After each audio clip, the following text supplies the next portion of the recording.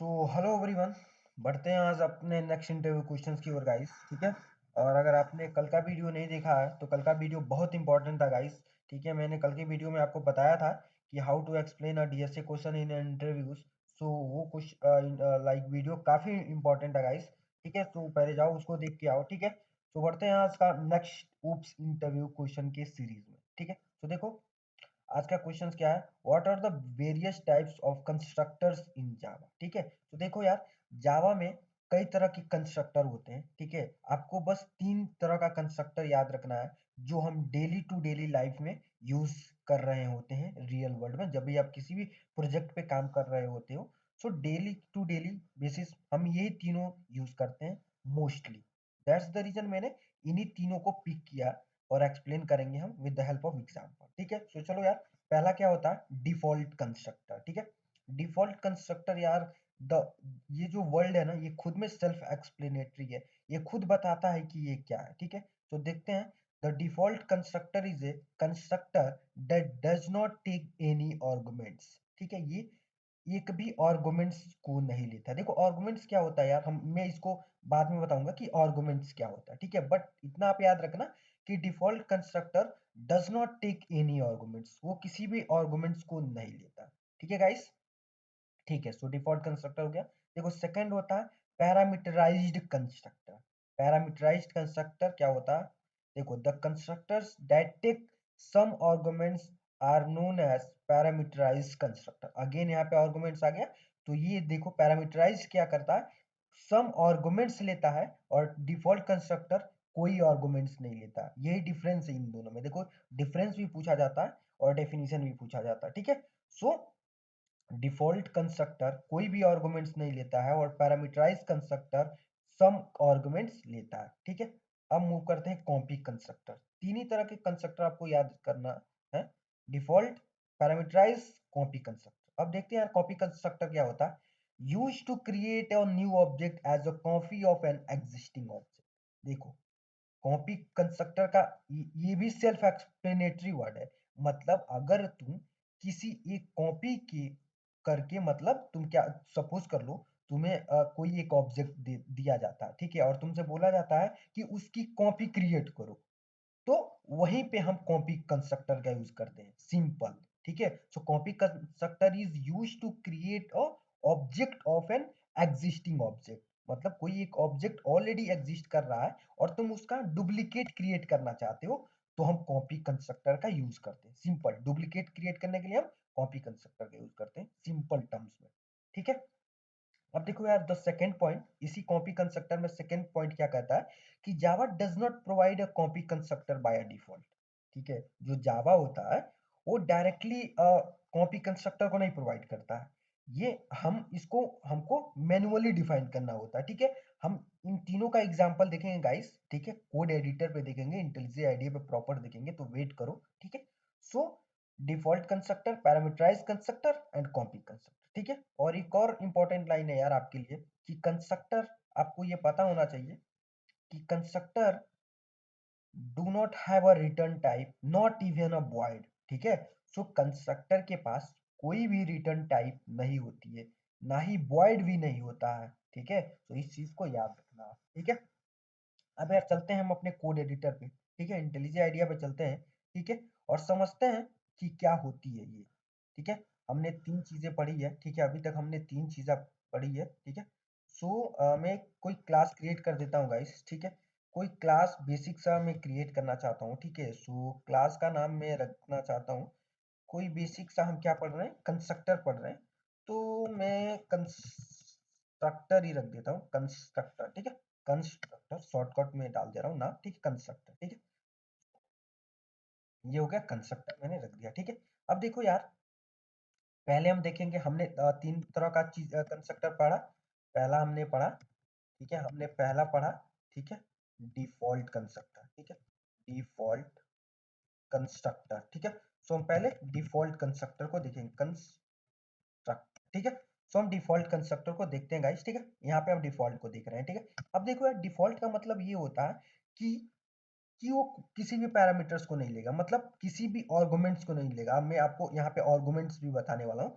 Arguments क्या होता है, कि आर्गुमेंट्स क्या होता है, आर्गुमेंट्स, ठीक है। आर्गुमेंट्स वर्ड्स आपने वहां पे देखा पिछली जब मैं बता रहा था, तो ये भी आपको क्लियर हो जाएगा कि आर्गुमेंट्स वर्ड क्या होता है, ठीक है। अब देखो यार, मैं यहाँ पे कंस्ट्रक्टर क्रिएट करता हूँ कॉन्स्ट, क्योंकि आपको पता है कंस्ट्रक्टर कभी भी क्लास के नाम से ही क्रिएट होता है।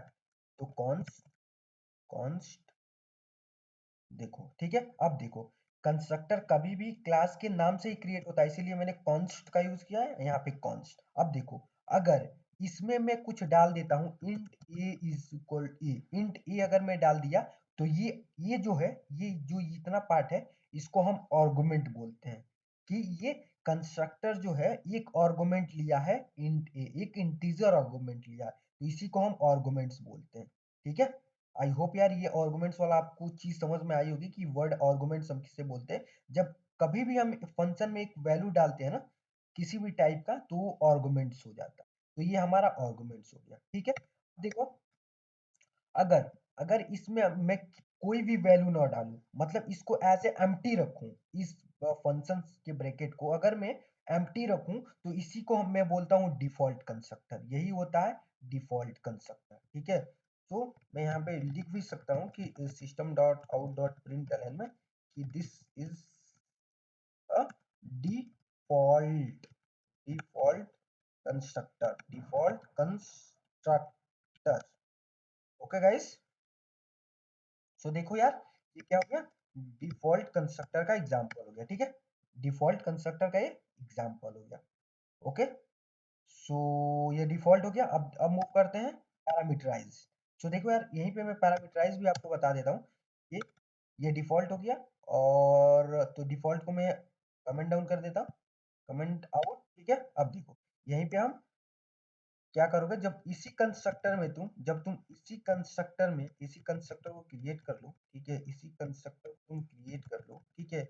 और इसी कंस्ट्रक्टर में अगर मैं int a is equal to something, int b is equal to something, ठीक है, अगर मैं कर दूं, तो ये क्या हो जाएगा, ये पैरामीटराइज कंस्ट्रक्टर हो जाएगा, ये पैरामीटराइज्ड कंस्ट्रक्टर हो जाएगा, कंस्ट्रक्टर हो जाएगा, ठीक है गाइस। तो देखो, हमने डिफॉल्ट देख लिया, और ये पैरामीटराइज, क्यों पैरामीटराइज हो गया यार, क्योंकि हमने इसके अंदर आर्गुमेंट पास कर दिया, एक आर्गुमेंट, दो आर्गुमेंट्स, ओके गाइस। तो दैट्स द रीजन ये क्या हो गया, पैरामीटराइज्ड कंस्ट्रक्टर हो गया। जैसे कि आपने मैंने आपको यहाँ पे दिखाया भी था, मैंने आपको यहाँ पे दिखाया भी था गाइस, ये चीजें, कि डिफॉल्ट कंस्ट्रक्टर क्या है, पैरामीटराइज्ड कंस्ट्रक्टर क्या है, ठीक है। सो आई होप यार डिफॉल्ट और पैरामीटराइज कंस्ट्रक्टर आपको समझ में आ गया होगा, कि जब हम पैरामीटर पास करते हैं तो पैरामीटराइज हो जाता है, जब हम कोई पैरामीटर पास नहीं करते हैं तो डिफॉल्ट हो जाता है, ठीक है गाइस। अब चलते हैं यार कॉपी कंस्ट्रक्टर समझते हैं, अब चलते हैं और कॉपी कंस्ट्रक्टर समझते हैं, ठीक है।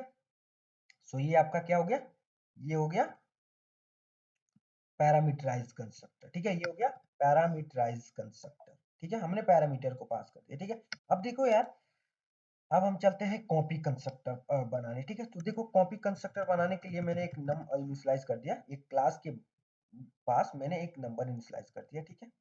और मैंने एक ऑब्जेक्ट क्रिएट कर दिया, लाइक कॉन्स्ट, ठीक है, कॉन्स्ट मैंने एक ऑब्जेक्ट क्रिएट कर दिया, और इंट नमोन को ये नमोन इज इक्वल टू, ठीक है। अब मैंने इस नमोन को भी इनिशियलाइज कर दिया, ठीक है।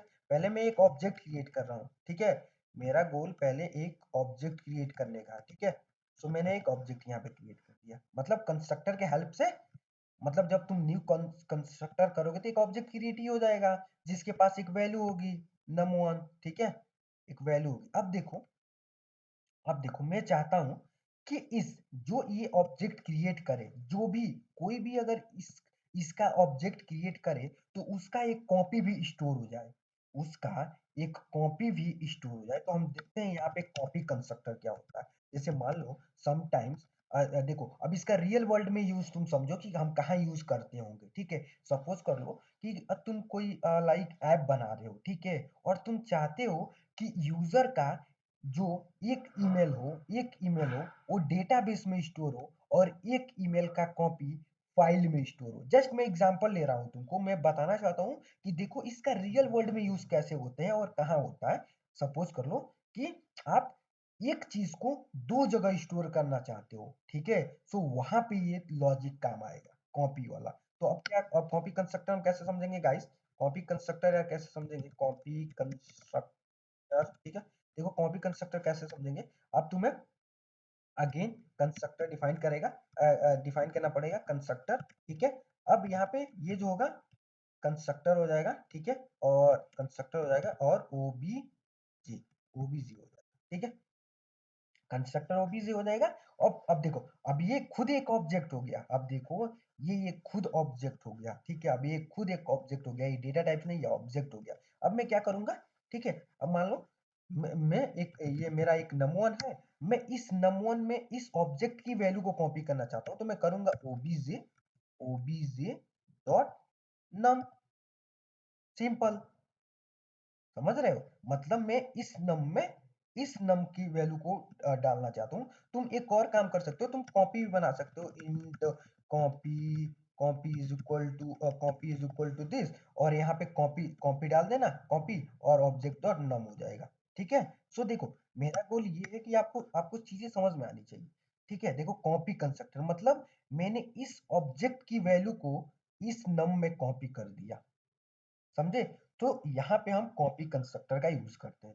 तो आई होप गाइज कि ये आपको वीडियो काफी हेल्पफुल लगा होगा, ठीक है गाइज, अगर हेल्पफुल लगा हो तो यार guys please subscribe to my channel, okay guys. So ऐसे ही मिलते हैं गाइज नेक्स्ट वीडियो में, ठीक है।